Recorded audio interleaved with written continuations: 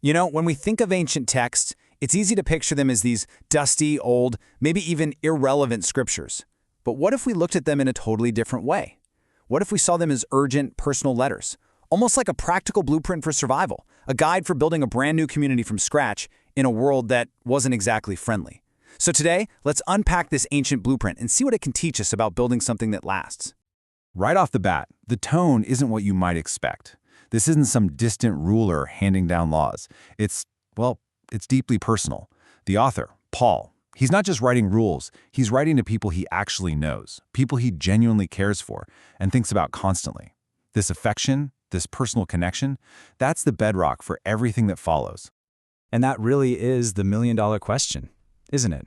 I mean, try to put yourself in their shoes. You've left your old life, your old beliefs. You're now part of this new group that's often misunderstood, even persecuted. You're facing total chaos and uncertainty. What kind of message would you need to hear? Not just to survive, but to actually thrive and build something meaningful. Well, these letters, they're the answer to that exact question.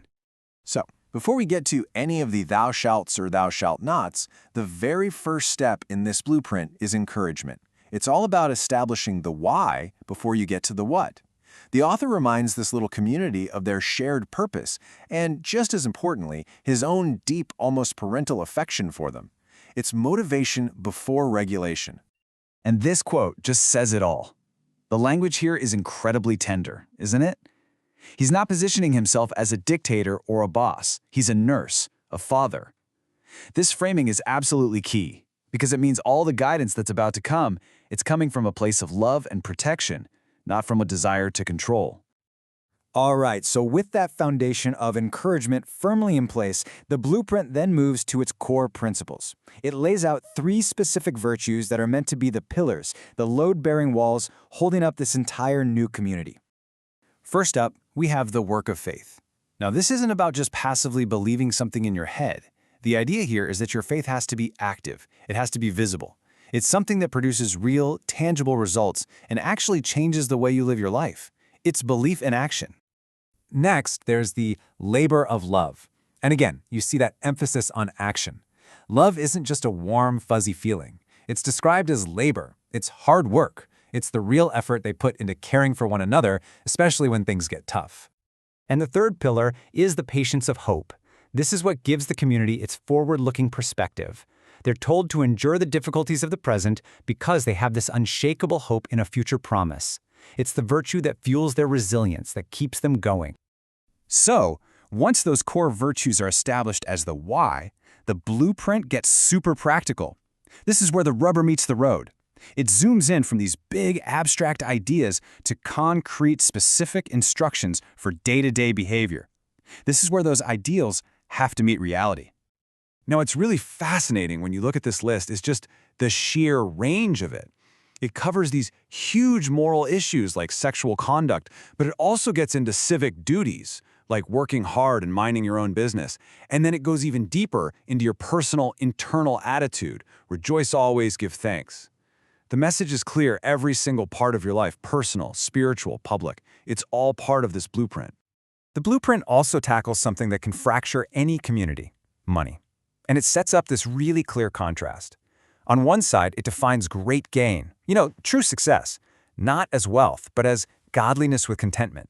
And on the other side, it gives this really stark warning that the love of money is the root of all kinds of evil, something that can make people wander away from everything else they've built. Okay, so you can't build a community just with rules for individuals. You need structure. You need leadership. So the next part of the blueprint is basically an organizational chart. It defines the leadership roles and, more importantly, the incredibly high standards required for anyone who wants to hold one of those positions. For the top leadership role, the bishop or overseer, look at these qualifications. They're almost entirely about character, not charisma. You see all this stuff about self-control, being sober, not given to greed, and about public reputation, being blameless and hospitable. But the core logic is just so simple and profound. If you can't manage your own household well, how in the world are you going to lead the entire community? And for the deacons, who are more focused on service, you see that same intense focus on integrity and dignity. But check out this one line: must first be tested. This wasn't a role you could just jump into. It implies there was some kind of probationary period, a way for the community to actually see a person's character in action before they were given any real responsibility. It's like a built-in safety mechanism for the health of the whole group. So let's recap. We have the encouragement, the core virtues, the daily rules, the leadership structure. But what is it all for? What's the point? Well, the final piece of the blueprint provides the ultimate motivation, a powerful, vivid vision for the future that gives meaning to all their present struggles. You've probably heard this phrase before. It's a really powerful metaphor. The future they're waiting for isn't going to be announced with a trumpet fanfare ahead of time. It will be sudden, unexpected. Now, the point of this isn't to scare people. It's to encourage a state of constant readiness, of being watchful and sober-minded. And to help the community really grasp this future hope, the letter breaks it down into this clear four-step sequence. It describes this dramatic reunion. First, the dead are resurrected. Then, the living are brought up to join them in the clouds. By painting such a detailed picture, it demystifies what was probably a source of a lot of anxiety, and it turns that fear of the unknown into a clear, hopeful sequence of events. And this final instruction, this reveals the true purpose of that whole detailed vision. It wasn't meant for theological arguments or abstract debate. It was meant for comfort, for a community that was dealing with real loss and real persecution, the promise of an ultimate reunion. Well, that was a powerful source of hope and a way for them to encourage each other. So this ancient blueprint, with its unique blend of warm encouragement, strict moral rules, clear leadership structures, and this powerful hope for the future, it was obviously designed for a specific group of people 2,000 years ago. But it leaves us with a much bigger question, doesn't it? What does it reveal about our own timeless, very human need for structure, for hope, and for a shared sense of purpose if we want to build anything that truly lasts?